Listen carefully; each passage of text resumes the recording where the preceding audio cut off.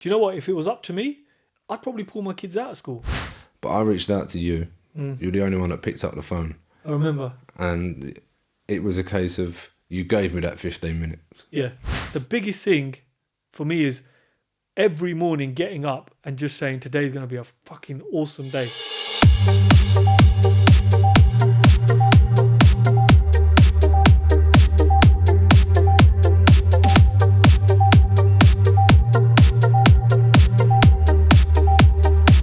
Welcome back to the Connect You podcast. On today's episode, we have James Sahota, or most of you will know him as Uncle James. That's now, right. I normally introduce people, but this man needs no introduction. James, I'll let you do the intro. Oh, thank you, mate. You're too kind. You're too kind. Yeah, it's been a while since I've done a podcast with anyone. In fact, I used to host my own podcast show, which is just having a little bit of a break at the moment. So when you said, do you want to come on the podcast? I was like, yeah, do you know what? I've missed being on a podcast for a while. Even though I was the host, so I thought, let's be on the other side this time and see what it's all about. So yeah, mate, no, thank you so much for inviting me on. And it just worked so fantastically because I was in the area. And yeah, really happy to be here, mate. Thank you so much, mate. And like I say, guys, if you haven't checked it out, what's the name of your podcast? Just quickly. It's the J2 Hub podcast. So we finished up series 1, which got to about, I think, just under 100 episodes. And I took a bit of a break from it for various reasons. But series 2 is coming back, and it's going to be more of a Dubai edition this time. So yeah, watch out for that. Wicked. Now, as you just touched on Dubai, for anyone that doesn't know, James is a father, a husband, obviously a son. Now, he also invests in property, as you will all know. And if you don't know, then I suggest you go and check out the socials. But he's recently moved to Dubai. Mm-hmm.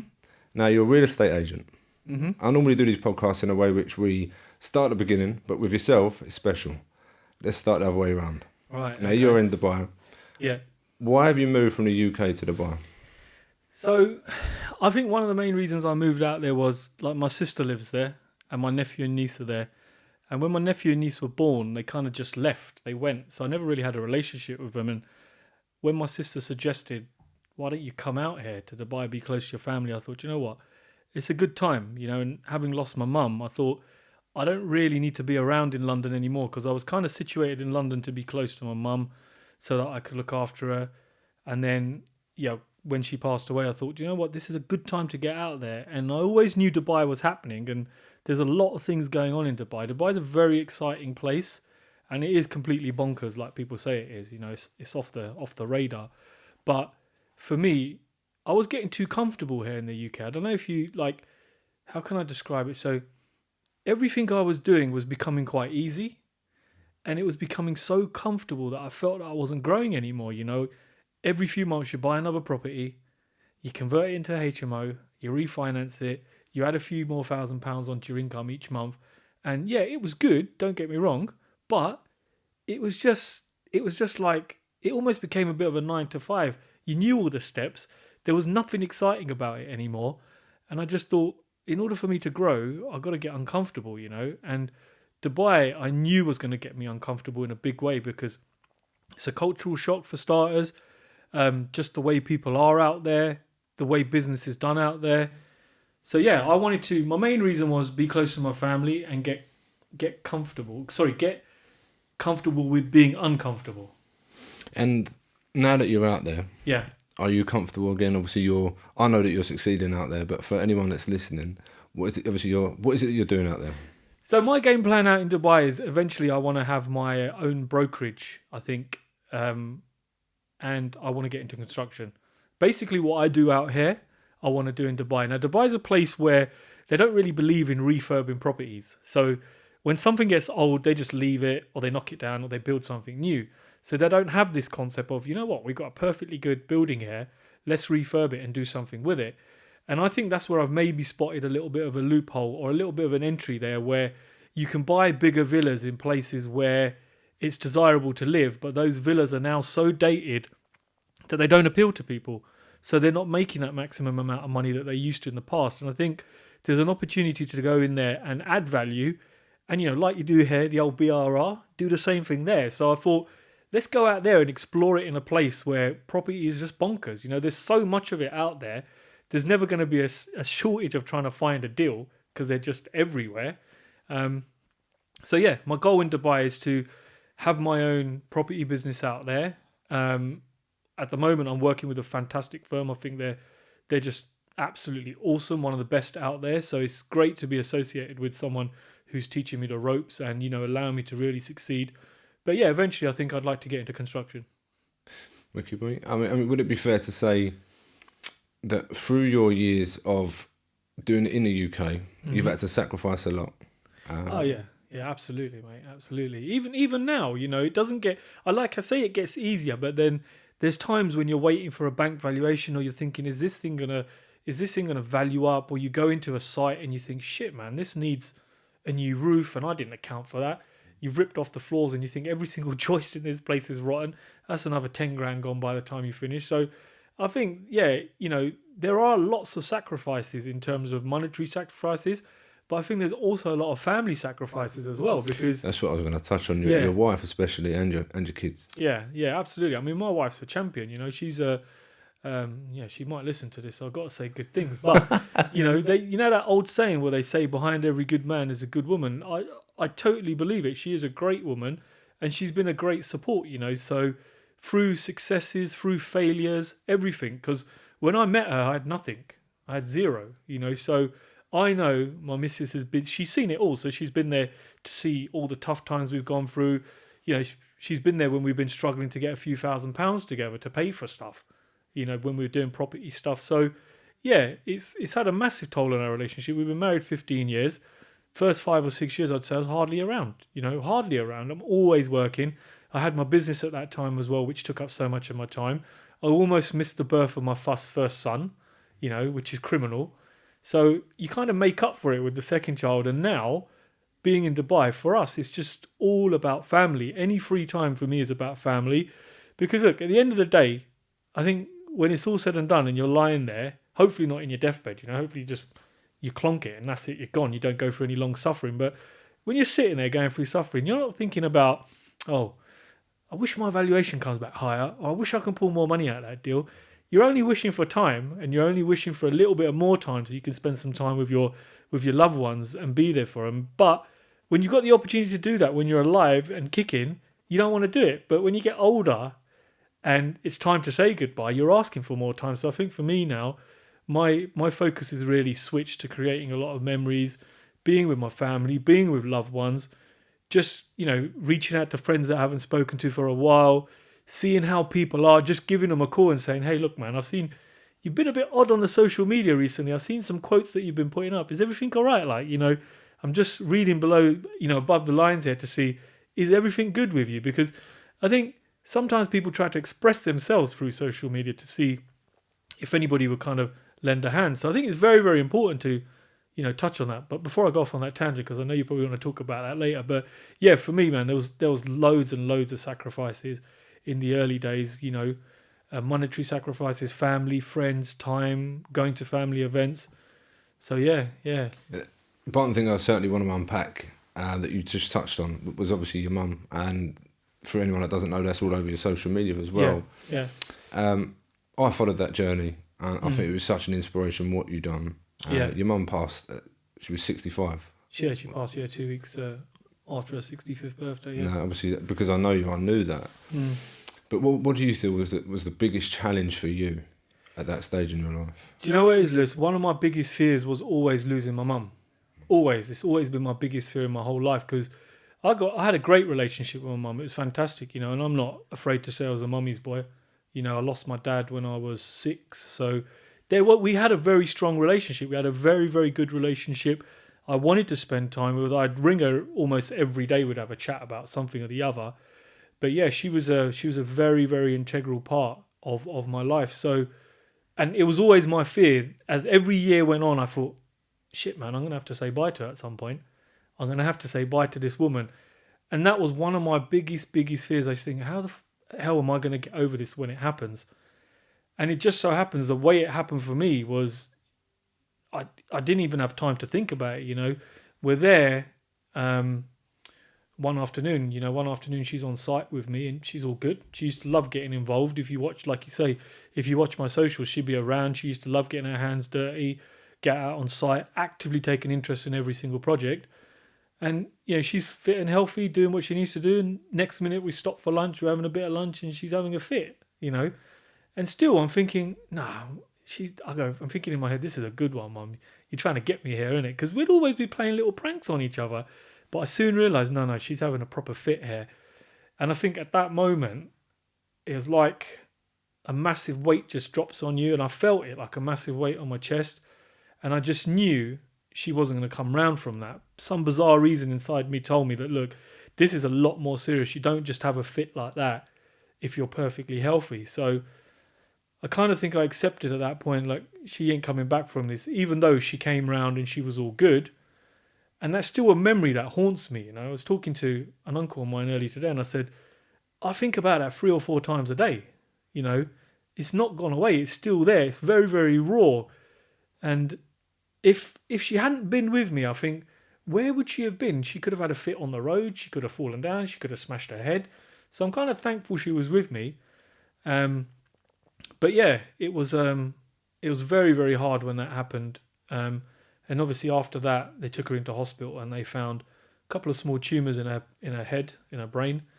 And she said to me, she rang me that night. She goes, they found them. They're going to cut them out. I'm going to be all good as new. Because they said to her, look, it's very early. They're very small. We'll cut them all out and you'll be fine. And I was joking around with her. I said, yeah, when they open you up, Mum, get them to give you a little tune up, give you a little oil change and that. She's like, can you run me in an iPad so I can watch some Netflix? Because she knew she was going to be there for a while. And she come out, she's all ready, she's all dandy. She's like, yeah, I'm ready to go back to work now. I'm all good, even though they were telling her you can't do much. And then I remember we had to go down to the hospital over in London a few weeks after. They wanted to do some checks on her. And, she's all good. She's ready. She's thinking they're just going to be some checks. So I took her around there. We went down there in a taxi. I remember we got out, waiting around. And it was a very, very long wait. And I'm thinking, something's not quite right here. When you're thinking, okay, if this is just a checkup, why is it taking so long? Why is this consultant involved? Why is that consultant involved?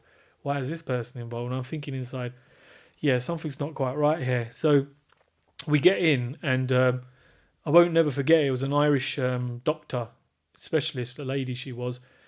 And, I don't think she meant bad, but she was just quite abrupt, and that time COVID was rife, so you had your face masks on, so your reactions were kind of covered. And I just remember her saying, like, she goes, it's not good news. And I thought, oh, fuck, what's going on here? What do you mean it's not good news? And they just turned around and said to her, look, at best, you've got 11 months to live. At best, you've got a very rare form of brain cancer, which is at grade 4. And the way the cells multiply is that they've got hooks, so they just carry on hooking and hooking and hooking. Even if we do chemo and radiotherapy on it, we can kind of reduce it and buy you some more time. But yeah, you're going to die. And it was just like, okay. And I remember my mum, I remember looking over, I've got my mouthpiece on and underneath my lips starting to go, and I'm thinking, shit, I can't burst out in tears in front of her. She's just had the worst news of her life. And she was just so, like, just as I remember her, she was just sitting there like this. And I said to her, I go, Mum, do you know what they're telling you? And she's like, yeah. I just thought, fuck me, this woman is brave. And the woman who was looking after us, I remember the nurse throughout the whole of it. Such a lovely lady she was. She said, go and have some time outside, go and have a cup of tea. And, I said to my mum, I said, look, take a seat here and I'll let me get you a cup of tea. And she's like, yeah, okay, get you a cup of tea. And I was like, okay. And I remember walking up at the hospital and I'm phoning my wife and I ring her number and I couldn't get a single word out. And I still remember it. And I'm like, I'm trying to say what's wrong. And my wife knew something was wrong. And she's like, what's the matter, mate? What's wrong? Why are you not saying what you need to say? And I'm trying to tell her, like, this is what they've just said. Could not get my words out, mate. And I remember it was so, so painful. And I walked outside the hospital and I ran into this corner and that was it. I was just in tears. I was just in tears because I thought, fuck, my biggest fear has come true, And quickly wiped off those tears and went back inside and thought, I can't let her see me like this. She's had the worst news of her life. And I remember the cab journey all the way home. Well, before that, they said they're going to do some chemo and radiotherapy, and we're hopeful, thinking, yeah, they might have caught it in time. She might be one of these miracle cases, but deep down, you just know that's it. When the C word said, in it, it's just gonna go in the wrong way, really. And you know what? You never think it's going to happen to you. You hear the word cancer all the time, and you hear people dying of cancer, and you're just oblivious to it. You think, nah, fuck that, it's not going to happen to me. So, cab journey home, not much was said. I just held her hand. And then she gets home, and that's when she let it go. She sat on the sofa and she let it go. And every emotion came out of her then. And I just didn't know what to say, and my stepdad came in and they just held each other. And I was like, there was no words. There was no words at all. My sister was 3,500 miles the other side of the earth, and I had to break the news to her. God knows how she took it. I know she was upset, but I don't know how she must have been feeling not having anyone there. Well, she had a husband, but And then I just remember walking out of the house, and then just my friend who owns an off license just walking into his shop, telling him, and I remember for the next 6 months being pretty pissed from morning till evening, and that was just my way of kind of dealing with it. And to be fair to my friend, he was great, because he lost his dad through cancer as well. No, he lost his dad through something else. But he said to me, James, you know what? You gotta gear yourself up for this. He goes, because life goes on, and he goes, when your mum eventually goes, the world does carry on going. And I couldn't understand what he meant about that, but later on, I realised what he did mean. And so, anyway, we went through 3 or 4 months of chemo. She's an absolute soldier, taking chemo and radiotherapy. I don't know if you've ever seen someone go through chemo and radiotherapy. It really messes them up. Like, I was going up to the hospital. I got to know all the people having chemo and radiotherapy there, because I was taking her up to the hospital, and it was amazing to see how much fight these people had. And there was a lot of people saying to me towards the end, they go, what, your mum's had 29 sessions? I went, yeah, she's had 29 sessions. One guy goes, I had 5, and I told him, don't give me no more sessions. I'd rather just die. So at that point I thought, shit, this woman is still fighting. Yeah, and just right the way through it, she was a complete soldier. But then, you see the gradual decline. They get weaker. They can't walk. And I remember towards the end, she couldn't talk. She was not eating, nothing at all. And, it was good that I was able to move her into one of our places, so she was close to all her family, because that's what she wanted. So, she died peacefully at home. Well, I wouldn't say peacefully, but she died at home with me and my sister with her. I was holding her hand when she took her last few breaths. And, I remember the night before she died, I said to her, you know what, Mum, I'm big enough and ugly enough to look after myself now. Because I almost felt she was trying to hold on, because she knew she was all about her family. And then when she did take her last few breaths, I held her hand and she went. It's such a surreal feeling. You just, it's almost if you can see, people say you can see their soul leaving. I'm pretty sure I could see her soul leaving that day. And again, after that, it was just like, what do you do now? I remember I walked out onto the road. I could see the buses moving past, and I'm just holding my head thinking, fuck, it's happened. And best way I knew, went straight back round to my mate's shop. And I remember we opened a bottle of whiskey and it was gone within half an hour. Just numbing that pain, and we're just numbing that pain. And you know what? He was there with me throughout this whole journey. I think it's probably an excuse for him to have a drink, and it probably didn't help that he owned an off license as well, because we were just, there was no, this is the time you start drinking and this is the time you stop. It was literally months of just drinking. And then that has an effect on your relationship with your wife, with your children. And then I remember that night, the night she passed away, because the morgue where she was being kept was right near our house, like literally walking distance. Like, you come out here, you go around there, funeral director's there. And then we knew she was being stored there. So that was just even more. Me and my friend were standing outside there till 3 or 4 o'clock in the morning, drinking, and saying, "Why'd you have to go? Why'd you have to go and leave us?" Then it got to a level where it got really, really emotional. It's pissing down with rain and standing in the middle of the rain, shouting at the sky, saying, "The fuck have you gone?" Um, and that was kind of like, yeah, probably one of the hardest times of my life. And then I just thought, I can't carry on drinking.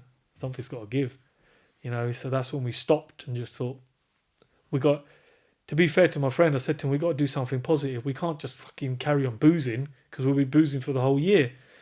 And we both used to enjoy running, and that's when we thought to ourselves, right, that's it, stop. We're going to try and do 250 kilometers in a month, both of us, which meant you had to do about 10, 11 kilometers a day with a rest day. So that's pretty serious. If anybody runs trying to do a 10K every day, and that meant you couldn't drink, because if you were going to drink the night before and then try and go out on a run, you were going to suffer seriously. So yeah, so we kind of channeled that energy in a different way.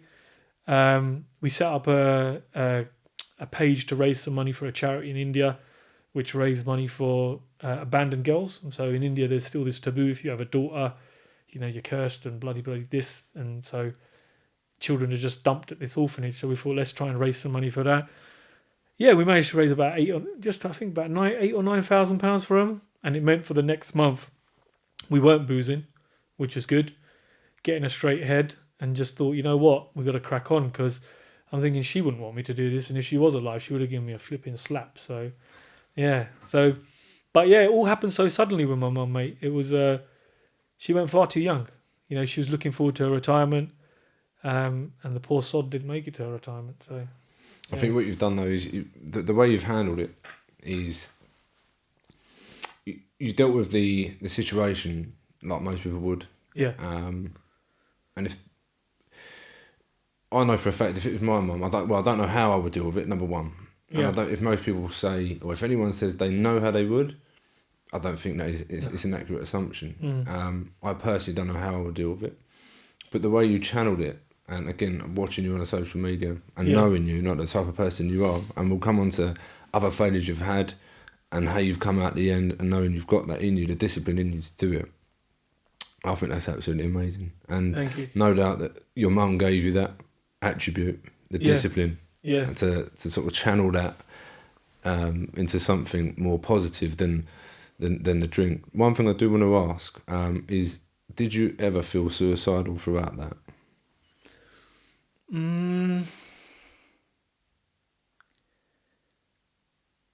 No, because I've got my boys, I've got my kids, I've got my wife. It just it'd be an easy thing to do, because you could just, it's over, innit? It's done.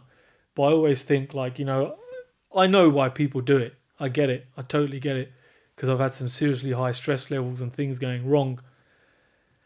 But what if it doesn't go the way you want it to go? What if you think, I'm going to jump off this bridge and kill myself, and then you just end up crippled? And then I think you've got even more emotions to deal with. No, I'd say to anybody who feels like they need to do that, just ring someone, man. Just ring someone, speak to someone, air it out, have a conversation, because I'm a strong believer when somebody reaches out and asks you for help, you might be their last resort. You might be the last person they're thinking of in their time of need. That's why when people message me odd things, I'm always intrigued to find out, okay, what's going on here? Is this guy okay? Is he in the right frame of mind? Does he need 15 minutes on the phone just to perk him up? Because... That's exactly what happened to me. That's why I asked you the question. Now, I wasn't suicidal. For anyone listening, I wasn't suicidal. However, there was a lot going on with myself, my business. The stress levels were through the roof for myself. But I reached out to you. You're the only one that picked up the phone. I remember. And it was a case of, you gave me that 15 minutes. Yeah. And not all the time. There's not going to happen all the time. But if you pick up the phone and just dial, it's not always going to be that bad. No. Like I said, I wasn't, just reiterate the facts, I wasn't suicidal, but I knew that you potentially could have the answer to what I was constantly bashing my head against a brick wall. Sure. And you gave me that time. So I think that, knowing what you'd gone through, you have to be around the right people, and that for me is massive. And like you said with your friend, your network is key in these instances. You've got to surround yourself with the right people. Absolutely. You know, and I'd say it live on your podcast. If anybody is listening and they think, oh, you know what, I need someone to speak to, message me. I'll speak to you, because I'd hate for someone to think, shit, man, all I need is someone to kind of speak to me, to kind of talk me out of doing this, or to help me see another path, or, you know. But yeah, if anybody open to it, mate, open to it. Happy to talk to anybody who might be feeling like that. No, I appreciate it, mate. And then just going to talk about the property stuff now. So obviously I've done a lot of research on you, and then obviously going from Dubai, losing your mum, just before that, because we're doing a reverse of your life now. Yeah. So you've just got over that tragic instance with your mum, but you've been dabbling in property. Yeah. But you was dabbling, you lost your business. Yeah. But I want you to talk me through when you first started investing in property, what happened just before that? Tell the listeners what happened before. Yeah. Because you've not always been in property. No. You didn't start in property. No, I didn't. No. So I'm actually, believe it or not, I've got 3 degrees. I have a master's degree. I'm actually a qualified teacher as well, so I can teach in any UK school. But I soon realised that, no, it wasn't for me. Like, the whole teaching thing wasn't for me. So I always had a real like for design and creating things. So I set up a print business. Actually, going back quite a few years, it was a canvas printing business. So, you know, mounting canvas on bits of wood and selling them. And this was a time when eBay was pretty fresh, Amazon was pretty fresh. So I remember a small little printer I had. I started selling some pictures, and I thought, wow, that's extra £100 this week. I thought, you know, that's nice on top of your wages. Then I thought, okay, let's buy a slightly bigger printer. And I thought, okay, that's an extra £1,000 this week. And then I thought, okay, let's buy something else. Let's get a little bit bigger. So kind of cut a long story short, I kind of went from printing small A4 pictures to having a print firm, which we had a warehouse which was 25,000 square foot. We had about £3 million of a print gear. We bought a 5 meter printing machine, which was £1.5 million. And it was just reinvestment. Now, I ain't going to claim that I knew how to run a business. You know, along those 12 years or whatever it was just good. It was really, really good. You know, I knew how to talk to people. I knew how to create relationships, get clients on board. And we expanded the business really, really quickly. And I remember very early on, I met a guy, I still remember his name, Henry G. Printers over in Hackney. He was the only guy who gave me 10 minutes of his time. I remember him saying, I was knocking on doors trying to speak to people that are running print firms. He goes, yeah, come on in, son. I've got 10 minutes for you. And he's typical, having a smoke in his office.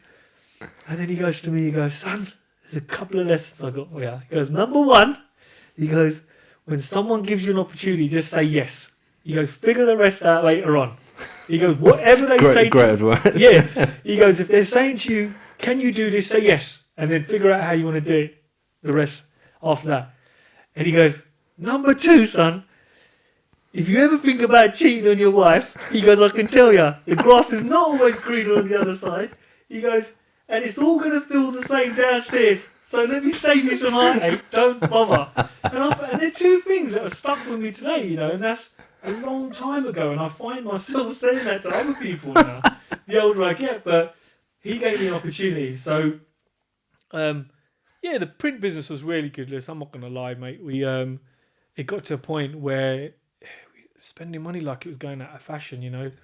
You'd go out, you could spend 10 grand in a night out with your friends, and it didn't mean nothing. So I had some wild 20s, late 20s, and then I remember at one point I had 7 cars as well, and it was great. I still think back now, and because it was such a high cash flowing business, there was never a shortage of money. Whether we were thinking about, oh, that bit of money's due for tax, that bit of money's due for VAT, I don't know. You know, I wasn't the accountant, but I knew one thing: if I wanted to go out and spend money, I could spend money. I could buy my kids whatever. You know, regularly we'd go car shopping a few times a month, and it just wasn't any bother. Because you like your cars. Yeah, I do like my cars. Yeah, although I don't have one at the moment. If you saw what I was driving in Dubai, because I'm still waiting for my official paperwork to come through. But yeah, I do like cars. Yeah, so always had a nice car, you know, and it was the one thing. But coming back to what you said, sacrifices and time, I never really got to enjoy it because I was still working, always working, always working. If there was a rare Sunday that I pulled my car out, it'd go and fill it up with petrol, give it a boot, and then clean it and put it back in the garage. You know, who has a 911 that only does 1,000, 1,200 miles a year? Only an idiot.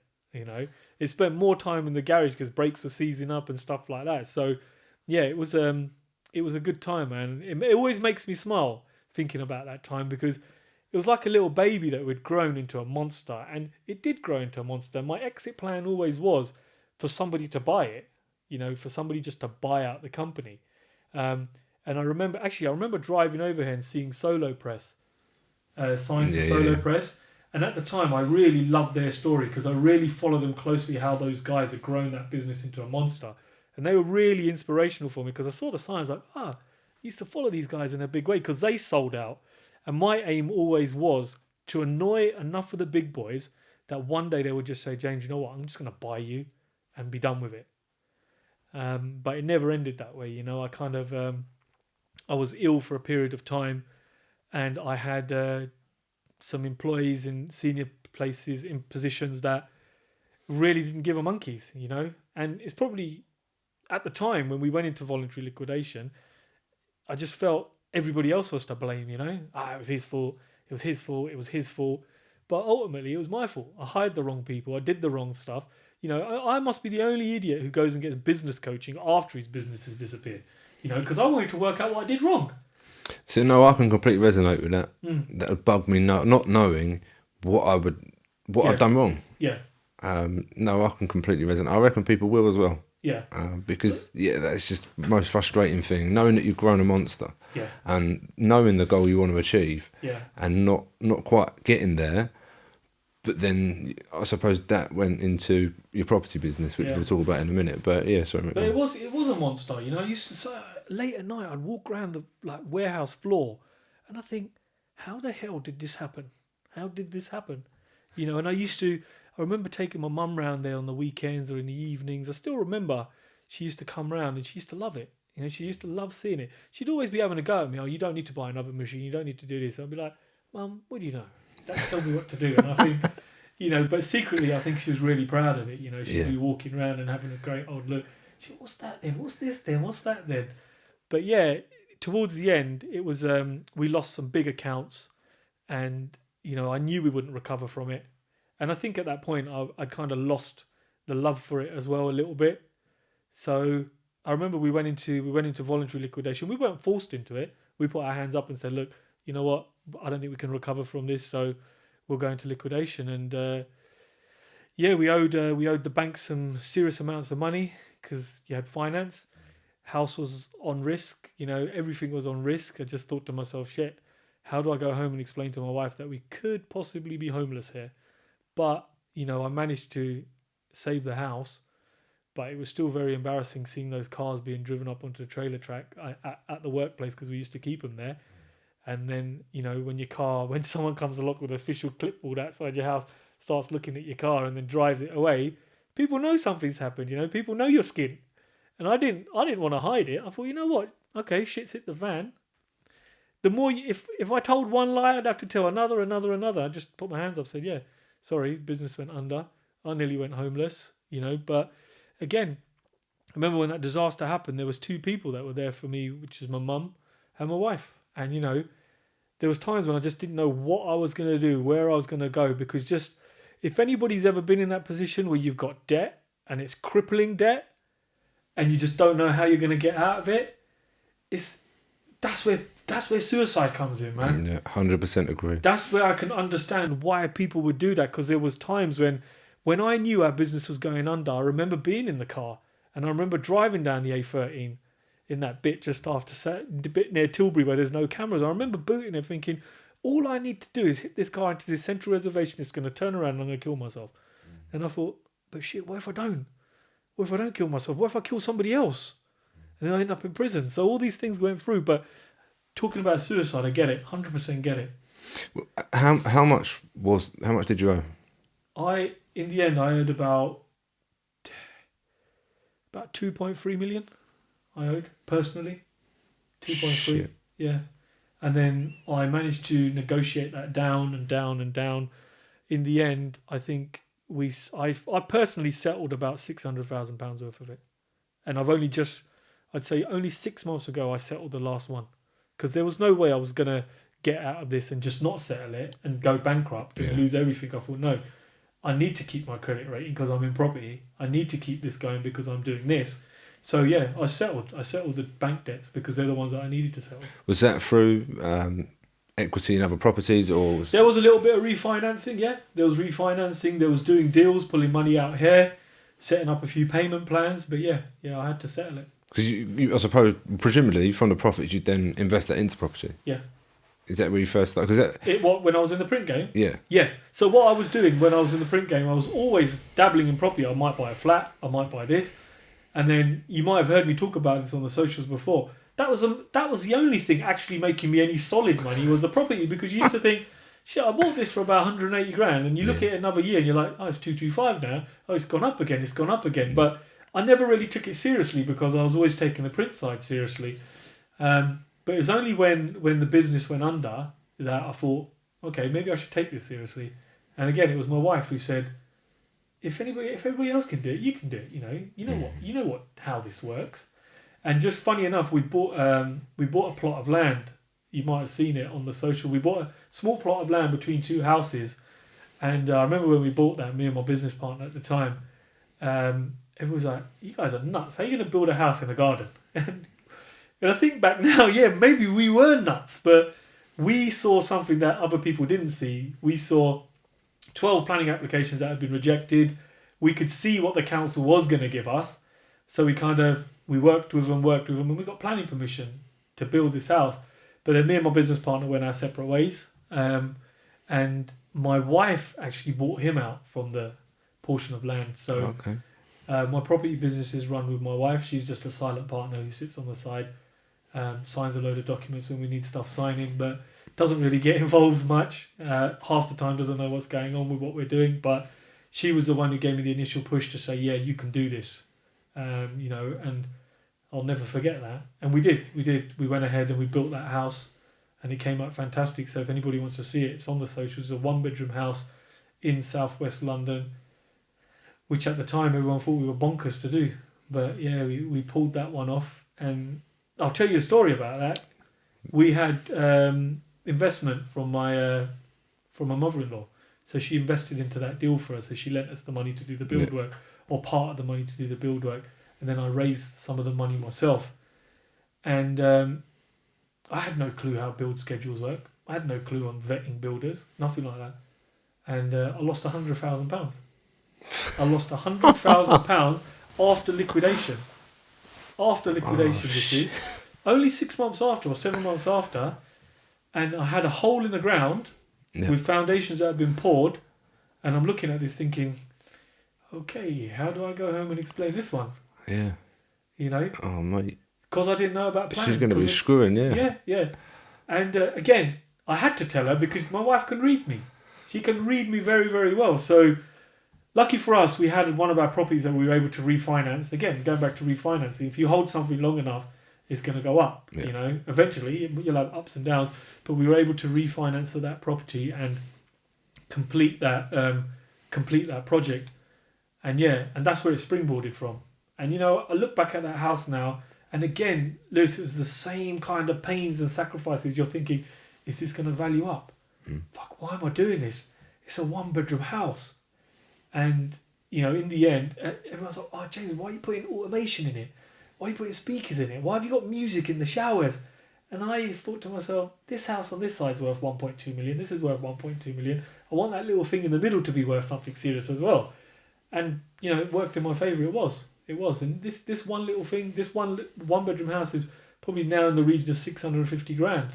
At the time it was 350, and it's growing. And you just think to yourself, if I hadn't taken a chance on this, where would I have been? If I just thought, all right, I've lost 100 grand, James, just give up, go and get a job with someone and leave it. Just leave it. Don't do anything else. I guess a lot of people are going to be asking, one, how did you raise the money? Obviously, you've approached your mother-in-law. Yeah. 2, there's so many loaded questions I can answer. How to find the right builder. Yeah.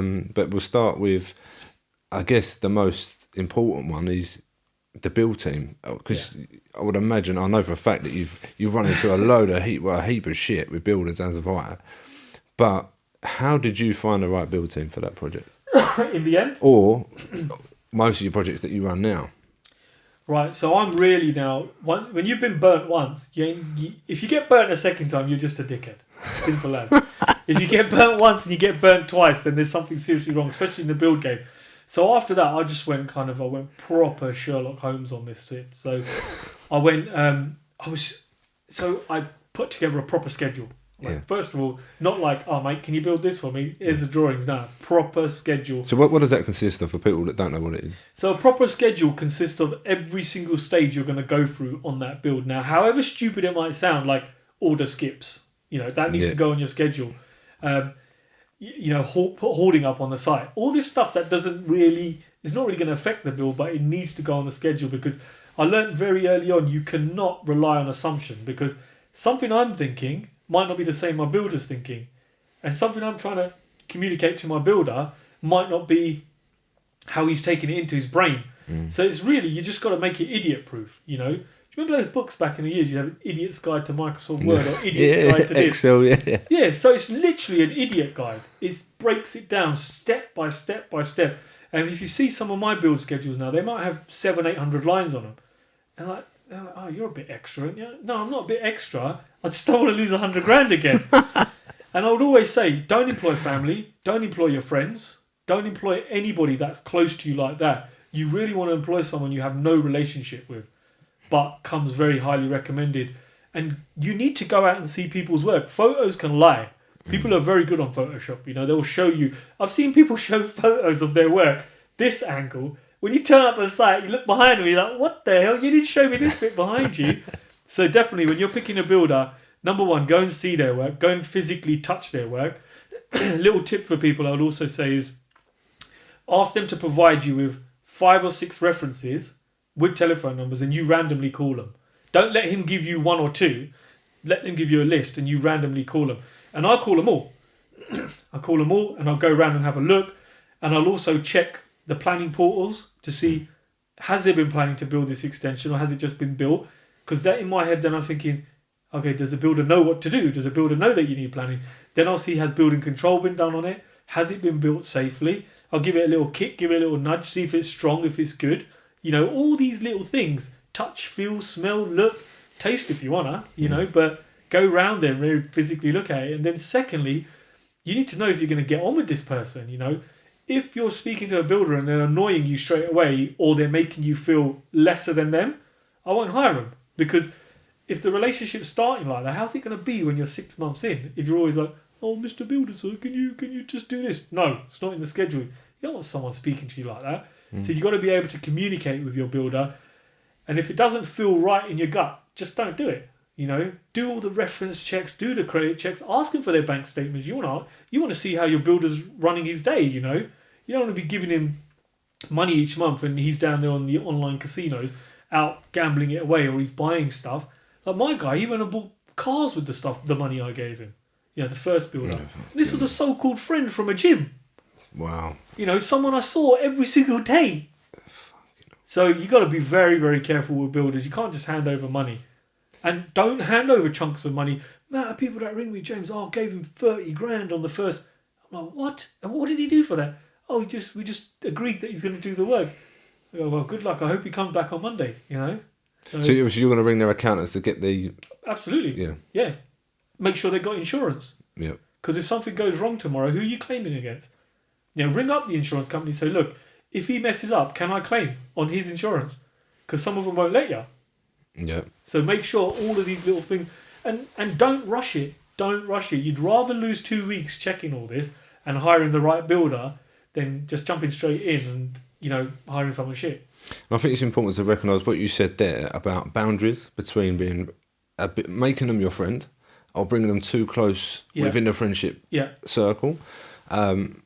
Because that's a line you don't want to cross. Yeah. I think with friendship 100%. And colleagues. Yeah. I don't know what your thoughts on that. No, absolutely, I agree with you. I made this mistake so many times. Like I'm a naturally friendly person. I'd get too pally with the builder, and then it becomes difficult to have a serious conversation with the builder. Because if you've been in the pub with him, you've had 4 or 5 pints and you've had a good night out, and then suddenly in the morning you got to bollock him, it becomes difficult to bollock him. So I always say your builder shouldn't be your friend. Yeah, be respectful, be nice to him.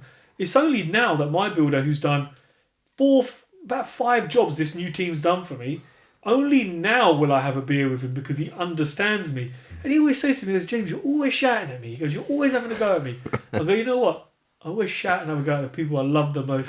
And he's like, oh, well, you love me, yeah? Of course I do. But, it takes time to get to that relationship. But early on, you should not. It needs to be strictly professional, because if you're gonna become pally with them and friendly with them, they're going to treat you in the same way. There's not going to be any boundaries and lines, like you said. You're going to literally be treading on eggshells at some point. And then you went on to the HMOs. Yeah. Which you've raised a lot of money for. Yeah. So talk me through your HMO days. Not that you stopped, you're still doing them. Yeah. Because you've got your own coaching program as well. Yeah. So walk me through the HMO process and how you get the commercial valuation. Yeah. Number one, because that confuses a lot of people. Mm-hmm. And what it takes to get the best out of the HMO world. Okay, I think number one, you need to look at it as a business straight away. And you need to, I say number two, the number 2 biggest rule for me is you need to look at your tenants as clients and respect them, because they're your customer. If you haven't got them, you haven't got business. Amount of people are here saying, oh, my tenant's this, my tenant's this. I say, no, and I don't hear you complaining when you're out spending that money that your tenant's giving you. So treat them with respect, have the highest level of respect for them and give them the best house you can, because they stay longer. They stay for ages. They tell their friends about you. So respect your tenant is number one, and make sure you're treating this as a business. If you can get those 2 things right, I think that you're a winner. So with me, what happens is I realized very early on that I thought, yeah, this HMO game is pretty lucrative. It was more like a bedsit game back then, where it was just a house. They'll just have multiple people living there. The word HMO didn't even exist then. It was just like bedsits, multiple lets or whatever it was. And I saw people doing it and I thought, oh, this looks pretty damn good, man. And then I realised what it was called later on when the councils cottoned on and started putting regulations in. And I really like the model because it means you can get the maximum out of one property, you can get maximum amount of rent. What would you rather have, 1 tenant or 5 tenants or 8 tenants or 10 tenants? Because if 3 of them don't pay you, you've still got 7 paying you, or how many are paying you. So it becomes, you can manage your risk a little bit better with them. But for me, I always look for a house that is pretty big to start with. Because if it's big to start with, you got a lot of room to play with. Now, I know that's not always easy. So you can put loft extensions on, you can put rear extensions on, you could do all that business. But it's important for me to find something that's got the right foundation, the right gubbins to start with. And then generally what we tend to do is put a 3 metre extension on, so it's all within permitted. We can do an extension within permitted. I try to keep within what I can do because I don't want to be waiting around for planning. And I always have en-suites, always, because I think when somebody comes around and sees a room with their own ensuite, it's a game changer. It really is. People look at it and they think, yeah, I'm taking that room, or I'm taking that room, because it's just like, yeah, I've got my own bathroom. Even if I don't get on with anybody else in the house, I've still got my own space. I can be my own person in my own space. And I think the other thing, very important thing with HMOs is creating the co-living, Yeah. Because a lot of people, they say, oh yeah, I create co-living spaces. No, you don't, mate. You've got 8 rooms where people just sit in their room, and you've got one tiny little galley kitchen where they go to cook their food. Or you might be one of those guys that puts a fridge in the room and has a microwave. And I just think to myself, nah, I wouldn't want to do that. For me, my kitchens are always big.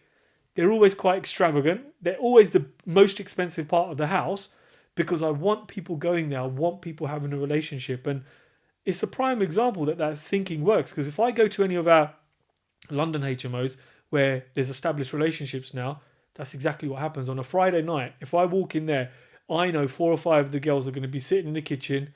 One's going to be cooking. They're going to have a glass of wine on. The music's going to be on. And it's so nice to see that, because I think to myself, this is how I want you to live. And I always say to my tenants, like, I want you to thrive in my place. I don't want you to come here and think, oh man, this place is shit. I want you to come here and think, you know what, my landlord's so good. I complained about this and it was fixed the same day. Or we had an issue with this and it was fixed the same day, because I can tell you right now, as a business owner, if your tenant's one day late on their rent, you're screwing. You know, you didn't give them no leeway. So you need to give people the same respect. You need to show them like, look, anything goes wrong, I'm here for you. We have WhatsApp groups where they communicate. You know, anything goes wrong, they put it in the WhatsApp group. I'm in there, maintenance guy's in there, a local handyman's in there. So someone's always picking something up. And for me, if there's an issue, I want to deal with it straight away because I don't want that issue to become a major issue and damage this place that I've spent quite a lot of money on, you know. So always make sure you're treating them with respect. And then I guess lastly is what you were saying was getting the valuation right. Now, I think for that, it's very important that you got the right finance guys. There's a lot of finance guys out there, and I think there's a very small amount of finance guys that actually talk the talk. There's a lot of people that talk shit, you know, and I've seen it. They can get you this product, they can do this, they can do that. When it comes to the crunch, some of them don't even want to look at your case. They think, why are you wasting my time? You know, oh, you haven't submitted me all the documents. Say, listen, you know I've got all the documents. Just tell me what I need. Tell me, is this going to work or not? And that's the very reason why I always find myself coming back to my day one broker, who was my friend, and he runs a wealth management company. He's not on social media anywhere because he doesn't need to be, because they've got so much business that they don't need to be promoting for new business. And he kind of generally laughs at some of the posts I put up, because if I ever go and see him, I might take a picture of his Ferrari. I was like, and I put a post up a few months ago saying, does your broker drive a Ferrari on a Friday afternoon? And I had so many brokers message me. And then I saw him a few days later and I said, does he drive a Porsche on a Wednesday? And he is literally like that, you know. And I find it's very important from day one to have that relationship with a broker, because he's going to be the person who's going to advise you, or she's going to be the person who advises you if you can do these deals. And my broker, you know, he keeps me calm in certain situations. Like typical, our current HMO, we've gone over the bridge time. You know, yeah, we've been fined. Actually, today is the last day. Ironically enough, today's the last day. So they want their 1.5% extra, and they want their extra interest. And my broker said to me, he goes, James, you know, you've had really good wins as well. So if we have a little fuck up now and again, let's just deal with it. You know, just pay it, get it done. And I think that's where a good broker comes in. So he not only manages your deals, but emotionally he keeps you stable, because you know what this game's like, man. Yeah. You're waiting around for valuations. You're waiting around for this to happen. You're waiting around for, you know, the banks to process stuff, and it's not going through. So I think a broker becomes like, for me, broker's number one. Definitely. I think that's great advice for anyone listening. That just so if you could give anyone listening the piece of advice, in fact, no, a better question would be, what's the best piece of advice you've received? Best piece in terms of property? In general. Numbers don't lie, people do. Powerful. Yeah, numbers don't lie, people do. And that's right. exactly what I tell people, man. Just look at the numbers. They're not going to lie to you. There's no emotions involved with numbers. If you're talking to a person, they can twist it the way their tone is, the way their voice is. Nah. So that's number one advice. Numbers don't lie, people do. Is that in property, or are you talking... Just generally all over. All over. Absolutely. You know, the numbers are there. You can't change them. Well, you could fudge them if you wanted to, but generally... There's no point. No. The numbers ain't going to lie. People will... Your emotions will lie. Your own brain will tell you this deal looks like a deal. Your heart will tell you this deal looks like a deal. You'll get involved in it emotionally, but just put that aside. Look at the numbers. Are the numbers telling you what you need to see? Don't manipulate the numbers. Just look at the numbers. And how am I, as a new investor, how am I supposed to get started in acquiring my first HMO? I guess every person who has a coaching program will probably say, "Oh, come and sign up for my coaching program." But I'm not going to say that. Plug. I'm not going to say that. I'm going to say, do you know what? There's a lot of education out there that you can go to. And one of the reasons why I started my own coaching program was because so many people were contacting me and saying, James, I need advice on this. I need advice on this. I need advice on this. I just thought, you know what? I'm just going to put together a course. It's about 40 odd hours. It's all been recorded by myself. And it just takes you on the journey from the very beginning, from sourcing to refinancing and letting to your tenants. And every single thing in between there. There's videos in there of every fuck up I've done, and I talk about it openly. I talk about losing money. It's not a polished course in the sense where it's like, oh, we do this. Oh, it's all design-led. It's all this nonsense. I hate it when people say, oh, HMO's all design-led. And I see all these people getting their HMOs Instagram ready. And sometimes you don't need that. You don't need that shit. Look, at the end of the day, it's all good posting these nice pictures of your HMO looking very sexy, but if it's sat there empty and you're having to give it to a housing association, what's the point? Create it for your client. Create that HMO for the client type you've got. Fuck Instagram, because people are there just like, oh, I put these lovely pillows on it. Look at this feature all up. It's bollocks. Absolute nuts. Create the product that people want. So yeah, I would say if anybody seriously wanted to get into HMOs, yeah, I think my program's great because it's raw like me. It's going to tell you what you need to hear. It's not going to tell you crap like, oh, do this, do that. It is literally step by step, and it goes through every single thing, And that partly the reason why I recorded it was because so many people were asking for help. And where can people find that? yourhmocoach.com. Yeah. Wicked. Yeah. There will be this in the description. I'll put that in there. So if anyone wants to reach out. Yeah. No, mate, that's not a problem. I highly recommend it. Highly recommend it. I'm going to ask you a few questions. Sure. I've got them written down. So what are the top 3 questions that you wish you received as a child in school?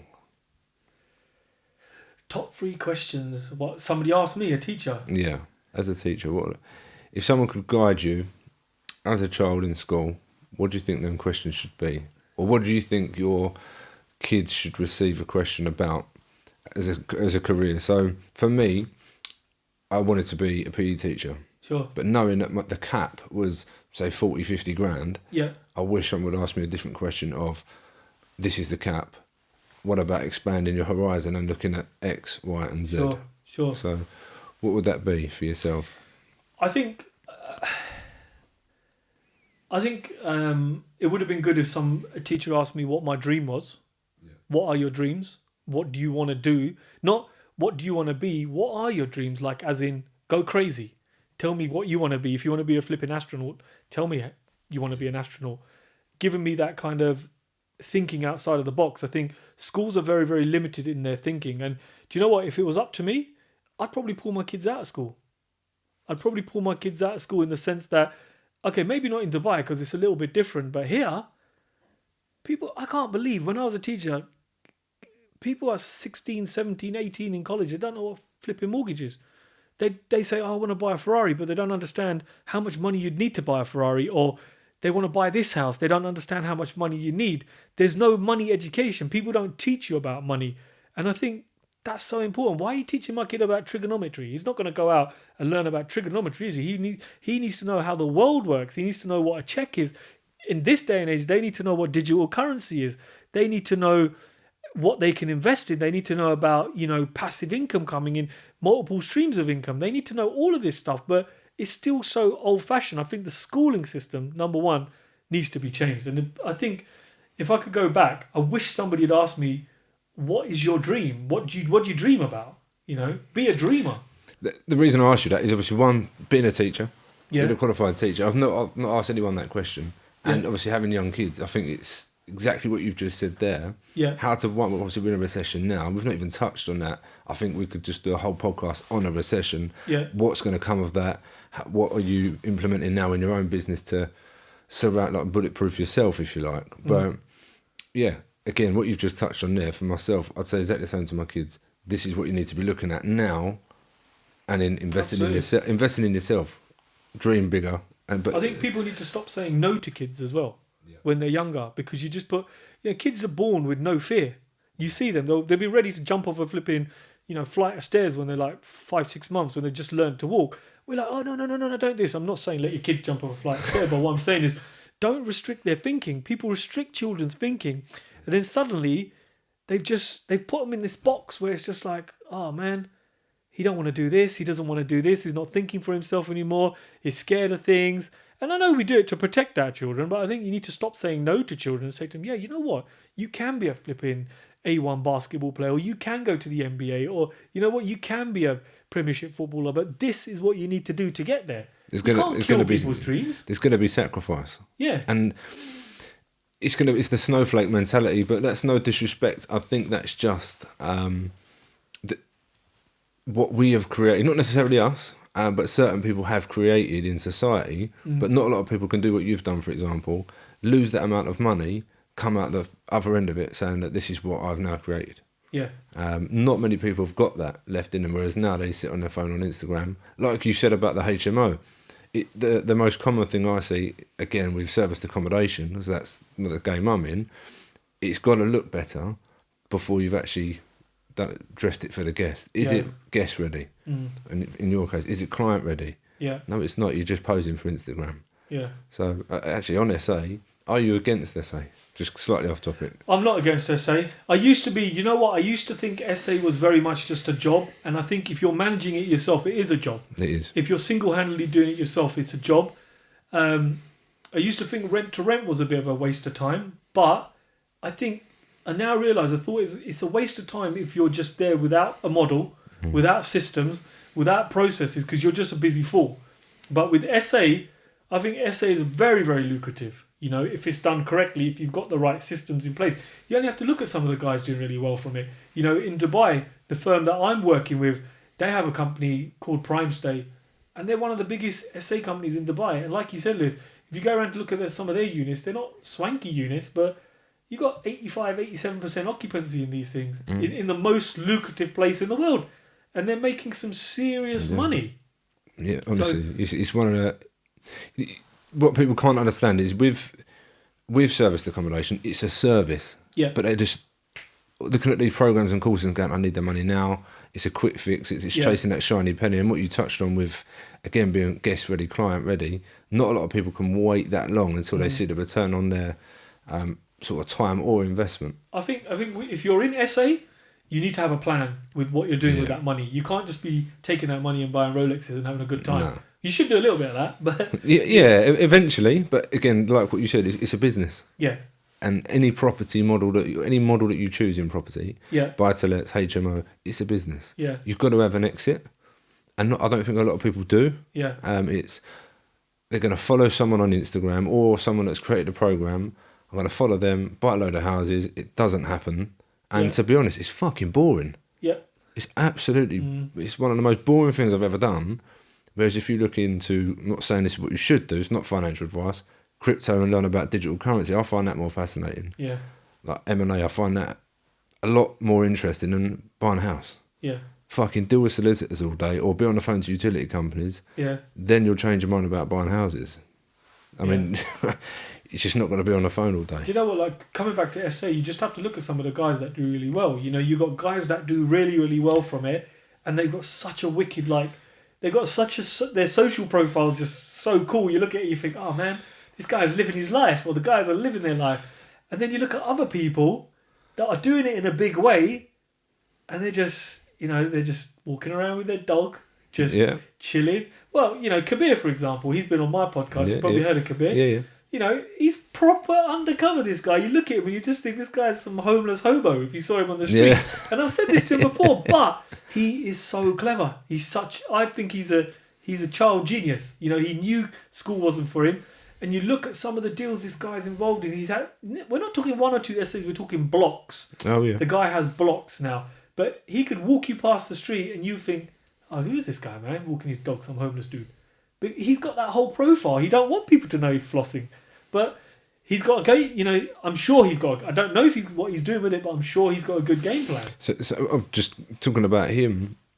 What he's done really well is he's built a foundation, which not a lot of people can do. Yeah. And so that foundation where he's located, being obviously in and around the London area, it's fantastic. Yeah. And because one, the occupancy is higher, but he's not worrying about other people, and that's what so many people do. I love that about him, yeah. He don't give a shit about anyone else. Yeah. He will actually congratulate them if they book someone else's property rather than his, because he's not worried. Yeah. He's just constantly staying in his own lane. He's got a great system, he's got a great process, and he is a really nice guy. I've, you know, been on the podcast, met him a few times, and like you say, I really do think he does not give a flying monkeys about anybody else. Yeah. You know, which is a great place to be, because you spend so much time worrying about what everybody else is doing that you know, before you know it's 5 o'clock in the afternoon, you're like, shit, I haven't done nothing. Yeah, I completely agree, mate. What's the biggest thing you've been wrong about in the last year?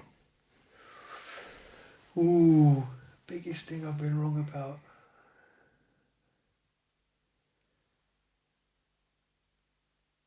Crypto. What do you mean? In the sense that I know it's down at the moment, but I wish I'd listened to my 12-year-old son when he was saying to me, when Bitcoin was like 1,000 or 2,000 or something, and ETH was just kicking off, and this is my son, 12 years old, getting his source of information is TikTok, and I was like, nah, this is just bollocks. I'm not listening to a word you say. And even now he says to me, Dad, he goes, if you'd listened to me back then, he goes, you wouldn't need to be doing what you're doing now. You could be chilling. So yeah, I think that's one of the biggest things I was wrong about, was not listening to him. Fucking hell. $1,000. Yeah. $1,000. Yeah. It's not too late though. Yeah, It's not too no, late. mate, every time I touch crypto, I lose money. I give up with it. But on that point, don't disregard what your children say, because children are clever people. Yeah. Don't matter what age they are. Like, I'm one of those people, I'll learn from anybody. If you're 5 years old, if you're 10 years old, you're 50 years old, I want to soak up information. I love soaking up information. I love learning from people. And I don't disregard what people say. If somebody says to me, the Earth's square, or it's a cube, I think, is it? Let's explore it a little bit more. So I think there's value from every person you meet. I love that you just said that. There's definitely something to take from that. From everyone that's listening, there's opportunity everywhere, and from everything that someone says. Yeah. And you've got to learn, absorb as much content, everything that you possibly can, Yeah. and learn. Yeah. That doesn't cost you anything, apart from you've got to pay for it, Yeah. and that's an advanced level. But you just learn as much as you possibly can. When your 12-year-old comes to you and he's put a stupid video on TikTok about a flying balloon, a helium balloon, and he goes, look at that, 1.2 million views. I told you I know what social's all about. And you're like, okay, maybe you're onto something. Maybe you can help me. Oh, that's ridiculous. We're trying to get like 5 views on a podcast, and on a flying helium balloon in the sky it's got the right music on it, and it's been tagged correctly, but he's just his point of saying, look, it's as easy as that, Dad, if you listen. Oh, that's ridiculous. What's the best? I've already asked you the best piece of advice you've received. Your biggest failure? I think my biggest failure is not looking in the mirror and realizing that everything that's gone wrong was actually my fault. Everything that has gone wrong is because of me. I can't ever blame anybody else.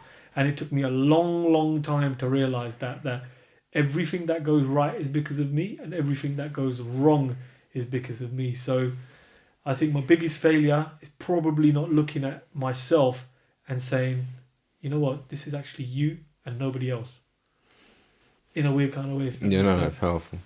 And then I guess your biggest regret, to follow on from that. What is my biggest regret? What is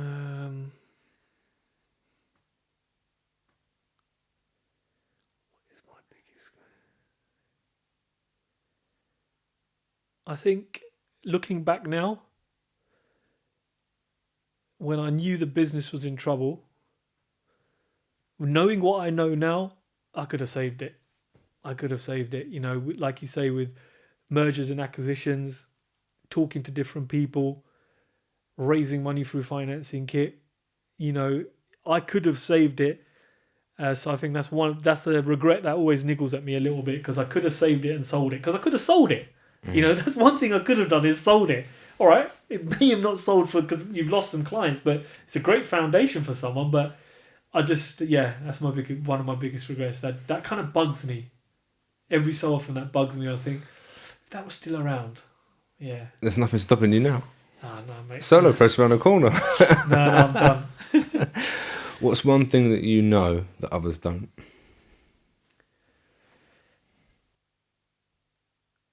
One thing that I know that others don't. God, this is a good question, man. It's a very good question.